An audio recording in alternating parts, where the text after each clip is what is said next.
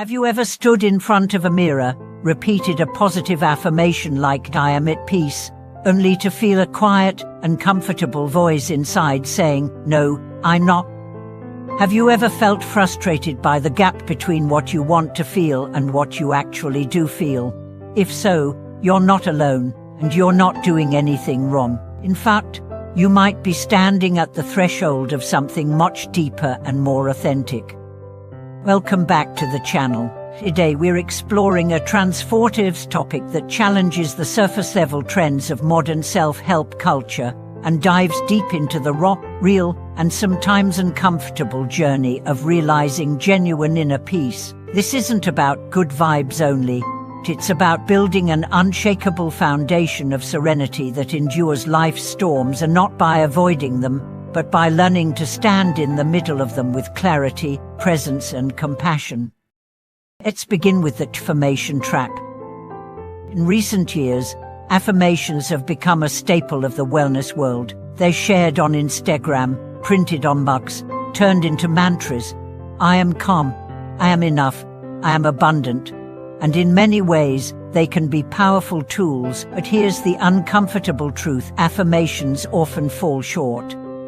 Because repeating something you don't believe can actually reinforce the very belief you're trying to change. When you say, "I am peaceful," but your body is tense, your mind is racing, and your heart is anxious, what happens? A disconnect, a quiet sense of dishonesty, a psychological resistance that whispers, "This isn't true." That internal dissonance matters, and over time, it creates frustration, confusion, and even shame. It's like painting over a cracked wall without fixing the foundation. It may look good for a while, but eventually, the cracks resurface. The deeper issue is that affirmations often target the symptom, not the source. They focus on what we want to feel, without exploring why we don't already feel it.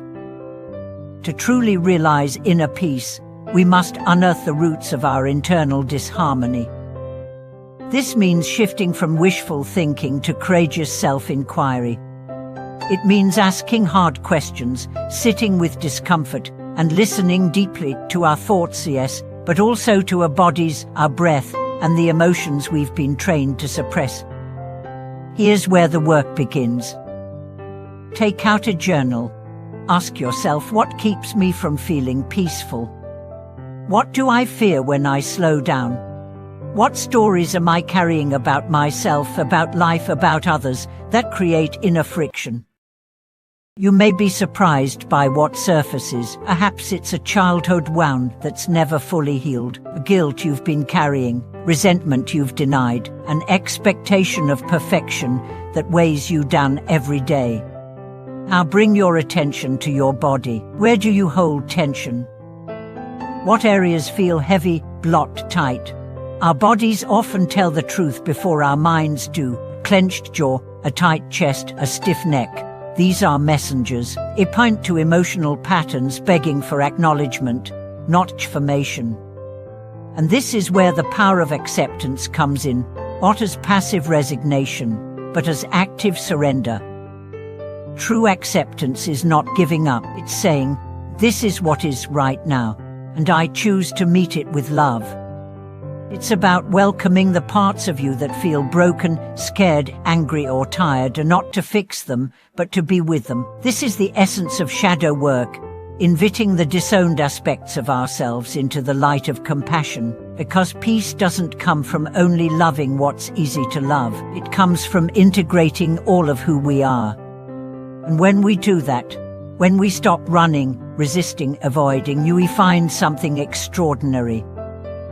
Equanimity, a deep, calm center that remains steady even as life ebbs and flows. It's not about never feeling pain. It's about not being ruled by it. It's not about controlling everything. It's about being fully present with whatever is. So how do we cultivate this state? Let's talk practice. First, mindfulness. This isn't just meditation.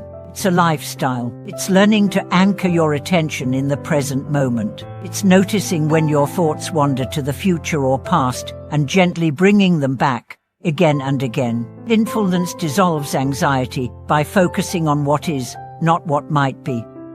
Second, compassionate action. Real peace isn't passive, it's active. It expresses itself in how we speak to ourselves, how we treat others, how we respond to conflict. When we act with compassion, when we choose empathy over judgment, listening over fixing, kindness over criticism, we build bridges within and without. Resilience. Think of peace as a muscle. The more you practice it, especially in challenging moments, the stronger it becomes. When someone cuts you off in traffic, can you breathe instead of explode? When your plans fall apart, can you stay curious instead of collapsing into despair? These moments are the training ground. Now, here's where it gets deeply personal. Your peace journey won't look like anyone else's, and it shouldn't. You need to identify what triggers peace for you and what disrupts it. Is it time in nature, silence, a certain kind of music, rituals, and what pulls you out of alignment? Too much news, social media, certain conversations.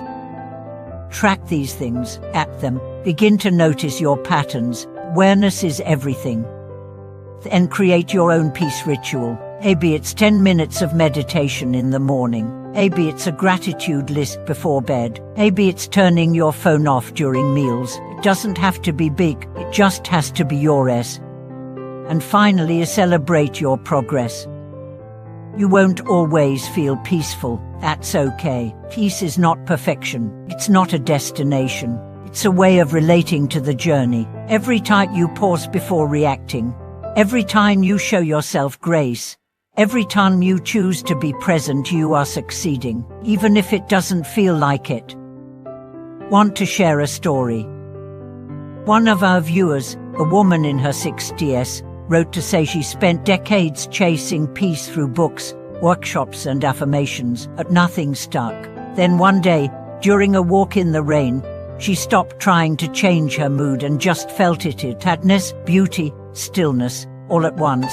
That moment changed her, not because she figured it out, but because she finally surrendered.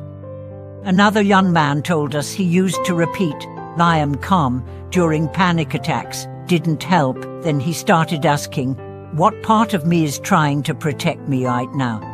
That shift from controlling to listening opened a door. He still gets anxious, but now he meets it with compassion. These are the real breakthroughs, quiet, unscripted, honest. So let me ask you, what would happen if you stopped trying to feel peaceful and started listening to what's standing in the way? What truths are waiting beneath the affirmations? What emotions are asking to be felt, not fixed?